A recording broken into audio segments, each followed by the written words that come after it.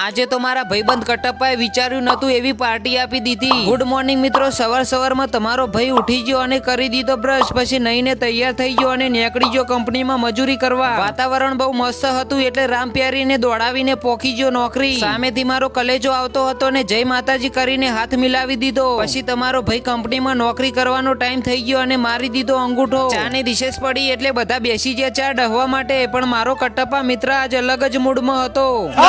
પછી 1 વાગી ગયો અને ખાવાની રિસેસ પડી એટલે મેં બંકાની સાથે ધોઈ દીધા હાથ પગ। પછી રામ પ્યારી નીકાળી અને નીકળી ગયા ઘેર ખાવા માટે। એટલે રસ્તામાં પહોંચ્યા અને કટપ્પાએ કીધું કે આજે તમે નહીં વિચાર્યું હોય એવી પાર્ટી તમને આપે। એટલે પાર્ટીનું નામ સાંભળીને અમે ખુશ થઈ ગયા કે શેની આપશે પાર્ટી। પછી ઘેર આવીને જોઉં છું તો આપણા ઘેર મહેમાન આવ્યા હતા। એટલે ઘેર બનાવી હતી દાલબાટી। તમારા ભાઈએ તો પેટ ભરીને ઠોકાડી દીધી। પછી ખાઈને નીકળી ગયો એટલે રસ્તામાં મળી ગયો કટપ્પા। એટલે કટપ્પાને બેસાડીને ચાલતા થઈ ગયા। પછી વરસાદ ચાલુ થઈ ગયો અને ઉભા થઈ ગયા દુકાને, અને થોડી ભૂખ લાગી હતી એટલે ખાઈ લીધું પડેકું।